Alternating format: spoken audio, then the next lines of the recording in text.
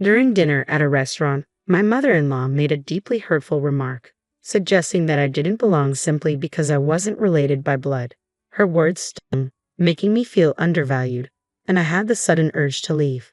As I rose to go, she demanded that I pay for the meal since I was leaving early. Feeling mistreated, I refused to pay for everyone else's dinner.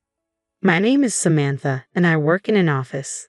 My husband, Peter, and I have a generally happy marriage, but there's one significant issue: his mother. She constantly criticizes me and interferes in our lives. Although I've shared my concerns with Peter, he doesn't see it as a problem, believing her actions are just signs of affection. Over time, her intrusions worsened. She had a key to our home, given to her by Peter, and would let herself in uninvited, critiquing everything from my housekeeping to spreading unfounded rumors about me to our neighbors.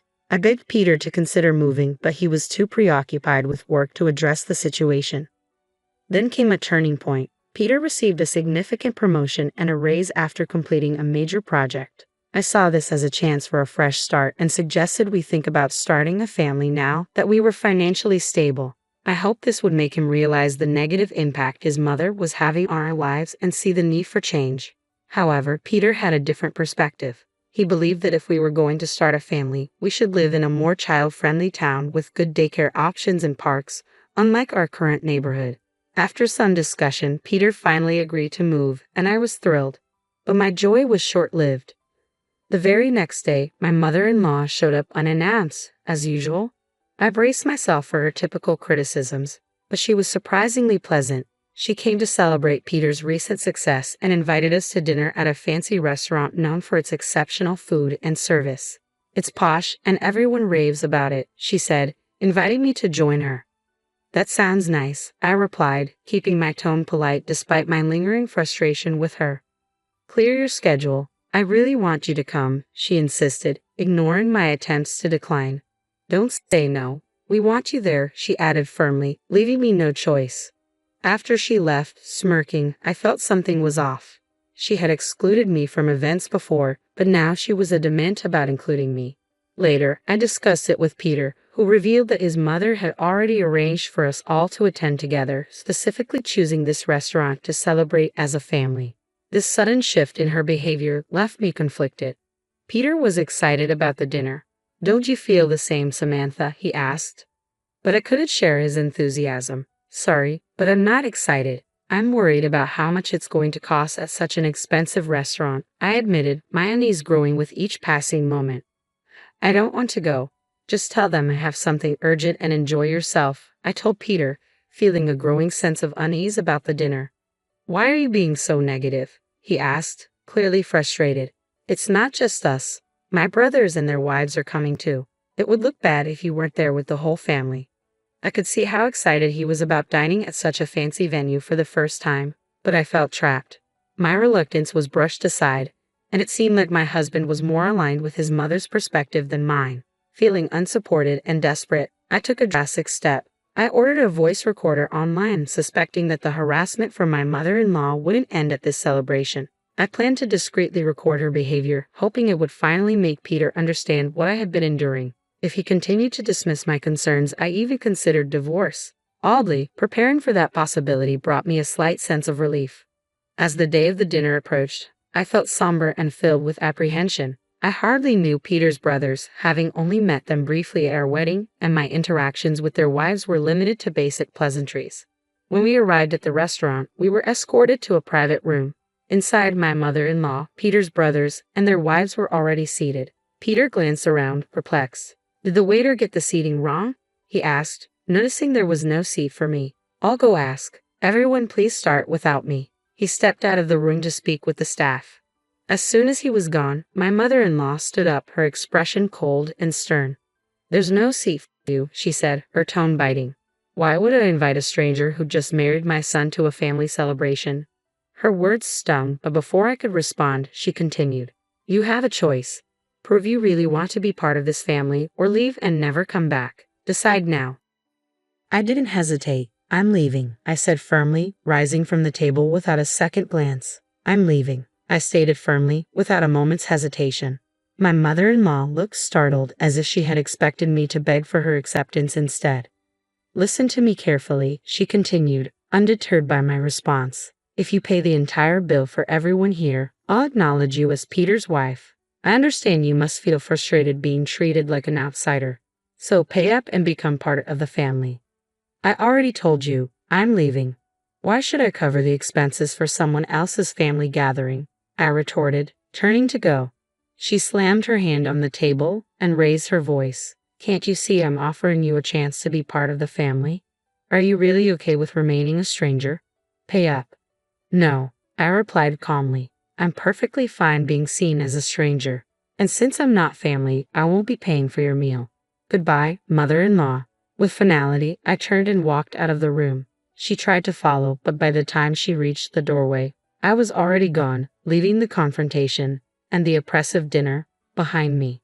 By the time I reached the exit of the restaurant, I was determined to go straight home and send Peter an email explaining the entire ordeal. To my surprise, he arrived home just 15 minutes after I did. He explained that the waiter had confirmed there was no mistake with the reservation. My mother-in-law had deliberately caused the scene. It turned out that my decision to stand up for myself had a ripple effect. The wives of Peter's brothers had witnessed the incident, and their perspective on the family dynamics shifted dramatically. The wives who had silently endured similar mistreatment from my mother-in-law found strength in my actions. Emboldened by my stand, they too decided to leave the restaurant, making a decisive statement of solidarity. Their husbands, the eldest and third sons, quickly followed them out. I braced myself for the inevitable backlash, and sure enough, within 4 hours, my phone began ringing nonstop. It became so incessant that I eventually blocked her number, but one call slipped through from an unknown number. Hello, sorry for calling so late. Is this Samantha's mobile phone? The man on the line introduced himself as a police officer from a nearby station. He explained that after everyone had left the restaurant, my mother-in-law had stayed behind, trying to continue eating. Shockingly, she attempted to charge the bill to me. However, the restaurant staff, already displeased with her earlier behavior, denied her request. They believed I had no intention of returning to settle the bill, especially after leaving upset. Finding herself in a bind, my mother-in-law was advised to pay by card. But she had neither a card nor enough cash to cover the expenses for everyone's meals. Desperate, she tried to reach out to other family members for help, but none responded to her calls. Frustrated and enraged, her anger escalated, and she began breaking expensive vases and flower pots inside the restaurant. The disruption prompted the staff to call the police. When the officers arrived, they managed to calm her somewhat, but she remained defiant, refusing to take responsibility for the chaos she had caused.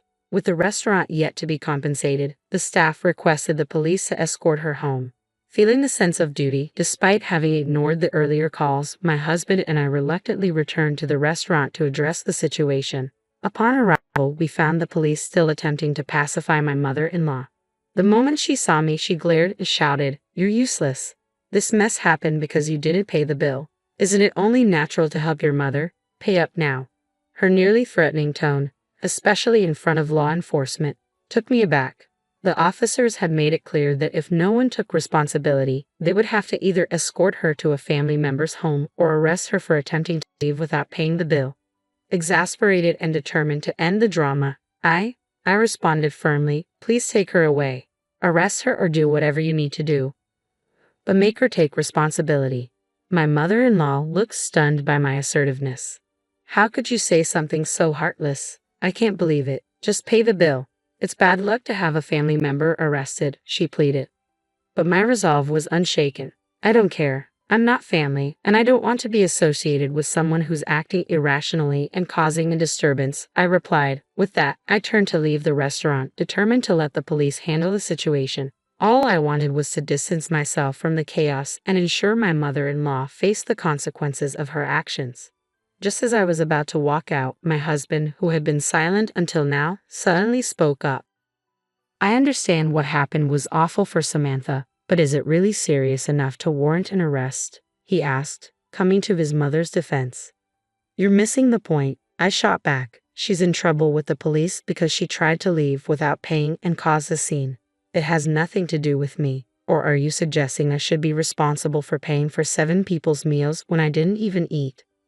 My husband fell silent, then walked past me towards the police and the restaurant staff.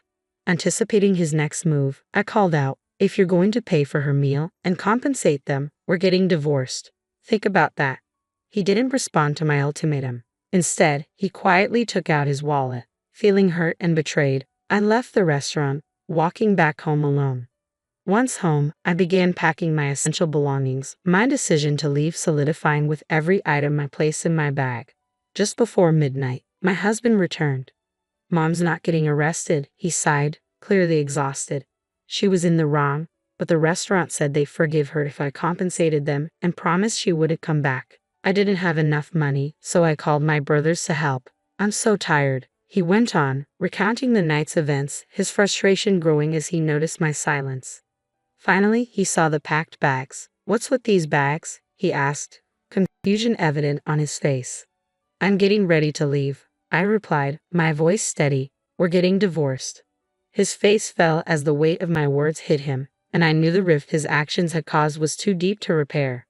"I told you that if you sided with her, we get divorced. You can't say you didn't hear me," I declared, my voice steady and resolute. My husband's face showed pure shock, his eyes wide with astonishment before his expression shifted, and he began raising his voice. "What's happening? You've been acting so strange today. I understand that Mom did something terrible, but why does this have to lead to divorce?" he exclaimed. "I've told you countless times that I'm being mistreated," I countered, frustration seeping into my tone. "Even with all the evidence and others backing me up, you still chose your almost arrested mother over me.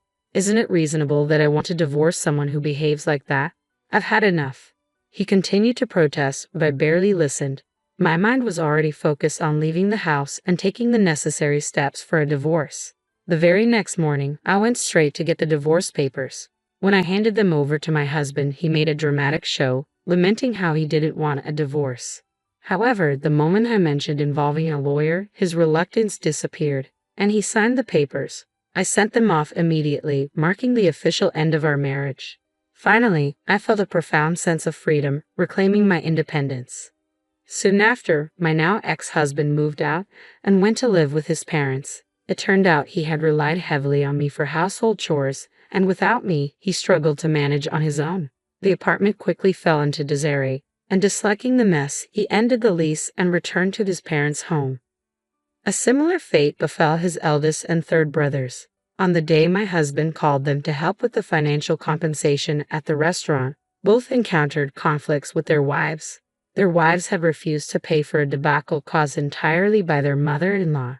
These tensions exposed deeper issues in their marriages, revealing a pattern of behavior far beyond my situation. However, both brothers chose to dip into their savings to help their mother without consulting their wives. This financial decision sparked heated disputes and strained their marriages, leading to serious talks of divorce. Ultimately, both brothers moved back to their parents' home, joining my ex-husband and mother-in-law. Like their mother, they refused to engage in any housework, preferring to rely on others.